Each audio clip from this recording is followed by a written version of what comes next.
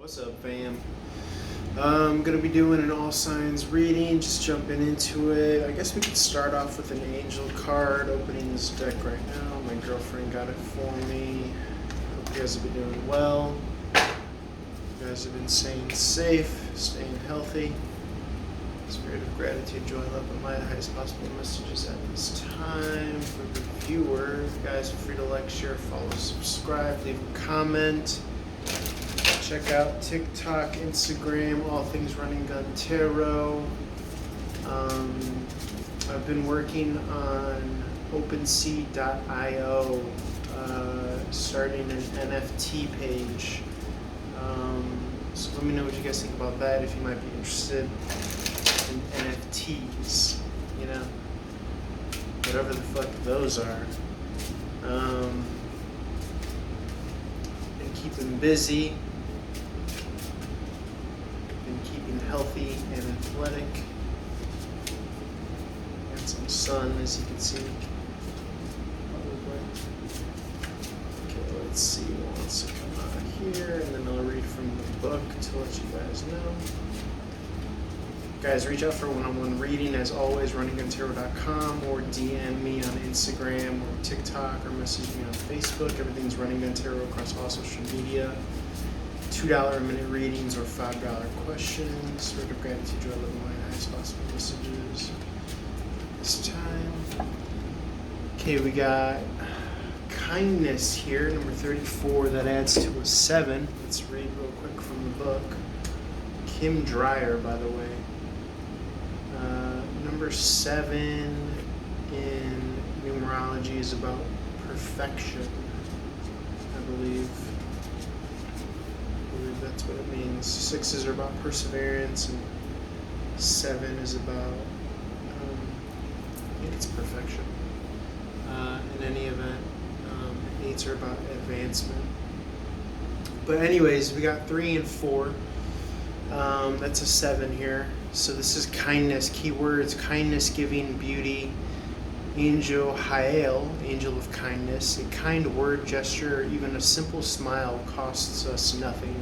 Yet we often withhold these acts of kindness. So often, giving and sharing things of beauty with others comes with expectations of what we will receive in return.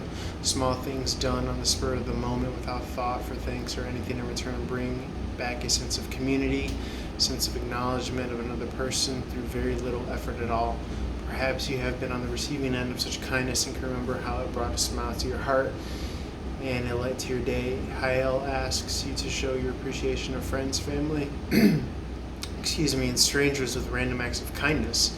The angel asks, are you kind to your fellow humans and animals alike? Do you share and receive kindness with a grateful, loving heart?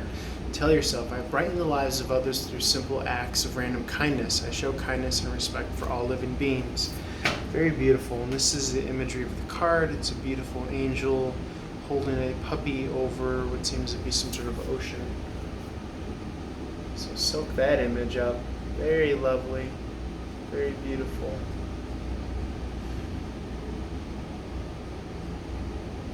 Kindness.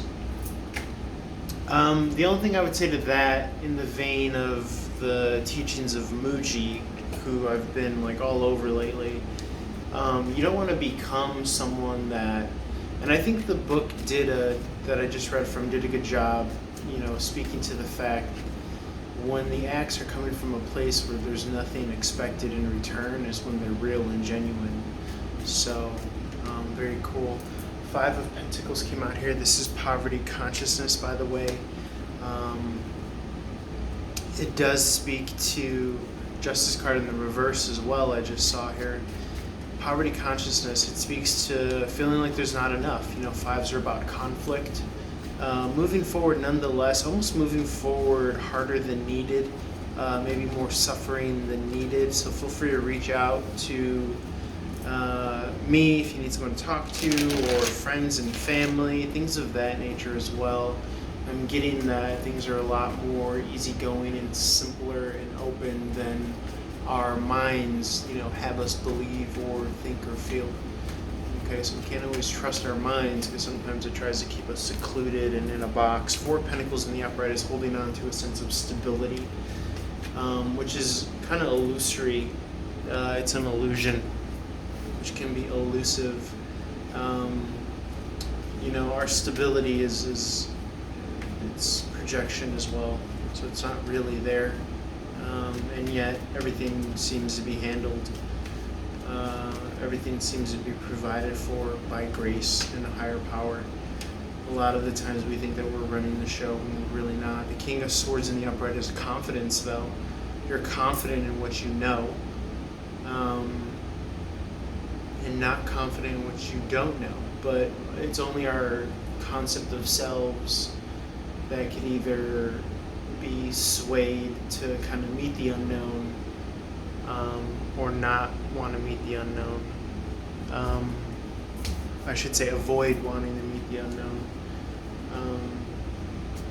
The star card in the upright is healing energies here. This is a number, let's see, 7 adds up to an 8, so this is about advancement as well.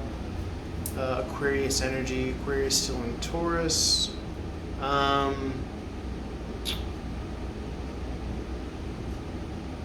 Yeah, I mean, the 5 and the 4, it adds up to financial freedom and independence, the 9 of Pentacles here. So, there's work to be done here. I almost get the sense that this is saying, hey, keep what serves you or what's working, and, empty out the trash bin of, what isn't working anymore. Confidence is, aptitude in what you're doing. This is, knowing what your bread and butter is. Star card is wish fulfillment after the Tower moment, healing. Okay. It's a very amazing energy. Star card in the upright. Okay. The Death card ushering in the end of a cycle, especially as we begin September. Okay, after Virgo season, Libra season, this is Scorpio season, after Libra season.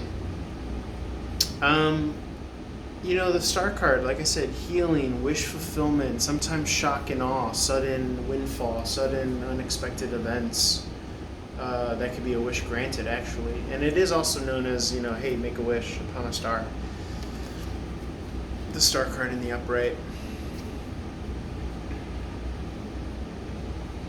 I think that there is a semblance of, persevering and yet knowing that this will all pay off somehow, some way with the 5 and the 4. Okay? Because again, it adds to the 9 of Pentacles, Virgo energy. It's kind of being financially free, abundant, independent, self-reliant. You have confidence here, and you could have seen that wish, come through. And you could be seeing yourself mature in ways that you never thought were possible for yourself. You're gaining experience as the weeks go by, and you're learning lessons, and you're able to kind of see the cycles that are playing out, and you're able to kind of sidestep any traps that you would normally just repeat over and over again. So, very cool. 6 of Cups in the upright. More Scorpio energy, soulmate energy. 6s are about balance. They're about perseverance, persevering in a relationship with a soulmate. Okay. So very cool on that. Okay, 9 of Cups in the upright. This is emotionally being independent as well, not entirely reliant on someone for your emotional satisfaction and happiness. So that's very cool. You're learning to become more independent emotionally. You see progress in what you're trying to succeed in, especially financially, monetarily. You're having a sudden wish fulfilled, ending of the old, bringing into the new with the new.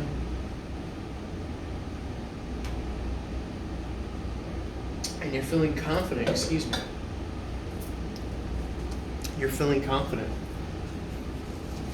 which is always very cool. And you know, with the kindness, I think the kindness is just the cherry on top. I think the kindness is you're not trying to fake the funk.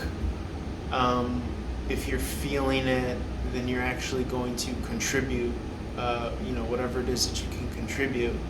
If you're not, then you're not gonna, you know, you don't need to, with the Nine of Cups in the upright, you know, be someone that you're not, or try to, you know, pander to, you know, what the quote unquote good thing to do is, or the right thing to do is. You're going off of your feelings and your emotions. And, you know, the Death card is the great recycler as well. So there's a lot of efficiency in where you're placing your energy. Okay, you're no longer fighting those old battles. You're no longer fighting those old lessons and cycles. You've evolved. You've excelled beyond them, which is giving you this confidence with the King of Swords in the upright. Okay, World card incomplete. There's still a major cycle to be wrapped up here as we round off the year with the last 4 months going into September. Okay, it's really gonna be an opportunity for you to kind of show, you know, how you have grown and transformed over this past year, especially with the holidays. If you're going to be seeing family and friends that you haven't seen in a while, or, you know, if it's finally an opportunity to get together, and they're going to be stunned and amazed at who you've become. And it sounds kind of antithetical, but you've just grown more comfortable into yourself. You've grown more true to yourself. And you're showing that you're outlasting the test of time, as it were. You know, with the Nine of Cups in the upright, you're emotionally secure and stable. Okay, and these people, whoever they are, whether it is, again, extended family, friends, or whomever, during the holiday seasons especially, you're gonna kind of showcase, you know, I've communed with the you know, source of all things within me, and I've really kind of understood what I am, and I'm tired of playing small, and I'm gonna be me, for lack of a better way of, you know, using language to describe it, but it's basically what you are when there's no more shtick, tricks, mantras, you know, when you're not juggling 50,000 things at once in the air, when you're not distracting yourself, when you're just present, and fully just, you know, what you always were. But you finally kind of settled into it. And it's, yes, it's the meditation. It's the, you know, learning different teachings and practices that have made you aware of, you know, the unity and the flow and the divinity of divine timing, and being vulnerable and letting your guard down, and how all of this beyond our knowing kind of balances the mind, body, emotional, intellectual scales, whatever energies are involved with them. You know, when you kind of push yourself out of your comfort zone, and even if it's just going to the grocery store and just, you know, your ego's been shed, and your self-deception has been shed, and you're just there exposed for all to view you. And when you have that clear mirror, and it took work, you know. For those of you out there who know, then you know, if you're finding yourself on the same wavelength. But ironically, or interestingly enough, it's almost as if you're going back to when you were a kid again, when you were young, and you were brash and confident and bold, and, you know, maybe a little rough around the edges or corners, but now you have the balance of you know, humility and experience under your belt. And so now it's almost as if these times or these days or these energies are inviting you to come back home to yourself, which is incredible, which is beautiful, which is, you know, again, paradoxically, we've always been home to ourselves. It's only, you know, when we start to over-identify with our moods or our conception of who we thought we were, or our thinking mind, or our critical, you know, judgmental mind, this is when the suffering occurs. You know, it's almost as if when you subscribe too much to, you know, media and all that stuff, and you become uncomfortable just being you because you kind of buy into everything that they tell you you are or you are not, or, you know, your self-worth and all that stuff. So a lot of maturity is going on here. So Eight of Pentacles, rightly so. Focus on your craft, focus on work. Okay, but still knowing that it's not the end all be all, which is very cool. Coming out of heartbreak, again, the sword is the thinking mind going into the heart. The heart is a metaphor for pure being, pure awareness, lack of judgment, lack of needing to add or subtract. Okay, lack of needing to remove something from the equation or contribute something from the equation. It's just the quiet stillness of your pure being that you're, oh wow, I'm actually acknowledging exists. And it turns out that although my mind comprehends it as nothingness, it's actually everything. It's actually the fundamental underlying everything that is under everything. If you know what I'm talking about, then you know what I'm talking about. You know, on some Buddhism shit, on some Zen Buddhism shit. So, you know, you could still have the mind, which is on autopilot, popping up, bubbling up. Maybe it's judgments about yourself, or maybe it's judgments about others, or maybe the mind body is, you know, uncomfortable feelings popping up, but you're, you know, like the high priestess, you're observing it from a removed place. You're not adding energy to it, extra energy to it. You're not adding extra drama or a narrative to it. You're comfortable being uncomfortable. You're at peace with whatever comes up, whether it's emotionally, you know, weird feelings, or you know, autopilot thoughts that, you know, aren't you, but sometimes we are kind of tempted by the serpent mind to wanna, you know, co-sign. You're aware of the game that's being played. Okay.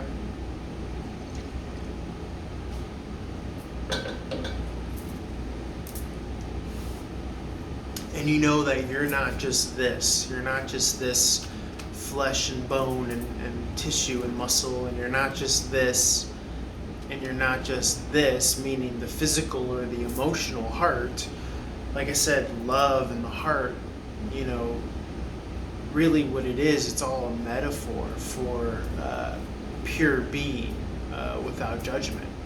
So to really love someone is essentially to be able to just be with them and exist with them outside of the concept of who you think they are intellectually or mentally or psychologically in your own mind, or maybe in others' minds, and to really just exist. And so this is a universal, unspoken, this is prior to language, prior to concept, prior to a notion or an idea, or even understanding. It's always there, whether you understand it or not. So this is the kind of heart and the love that we're now aware of, that we now understand has always been with us, okay? That nothingness, or that space, or that emptiness, or that dark void, that blackness that you see when you sit down and you meditate, you realize that that is the far reaches of what our mind is able to minimally project. you know. And yet, that too is a metaphor for what you really are, which is even beyond that, which is pure being. So it's the non-perceivable, right? The most subtlest of the subtle, the ultimate observer. Okay. And if you're not familiar with anything that I'm talking about, as I said, go reach out and type in Muji on YouTube and watch some of his videos. He comes from a branch of I don't know if it's Vedic or Buddhist, but you know, it's all kind of related to some extent. You know, the Buddhists call it all, you know, the nothingness or the void, and the Hindus call it Atman. But in any event, when you kind of rest in this energy, then you realize that the egoic mind has fooled you into thinking that you've been in control the whole time, when really it's grace that has been allowing you to, you know, live an enjoyable life and a happy, healthy life. And so this is just that acknowledgement that when we trust and let go and have faith and persevere and keep doing what we do, you know, we're not entitled to anything, and yet somehow everything that must get done or accomplished, it occurs. You know, nothing is left undone. Okay, it's only our minds that make us think that we're in control, or things have to happen a certain way, and that's when all the suffering occurs. Okay, so I know this is kind of esoteric. Maybe you're not knowing what I'm talking about, but again, go watch Muji, and I'm telling you, I can't say it enough. But let's try to kind of round this off and wrap it up, and let's do any parting messages from the tarot. Spirit of gratitude, joy, love, and light, highest possible messages.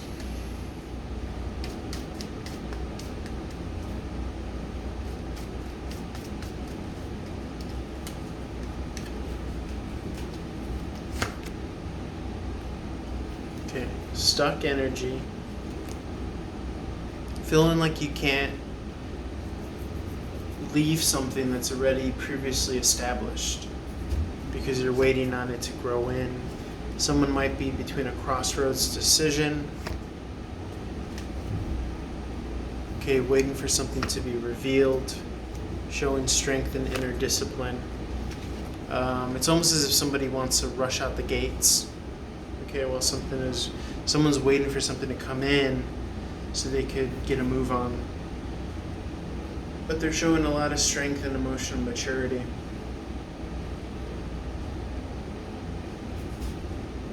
Okay.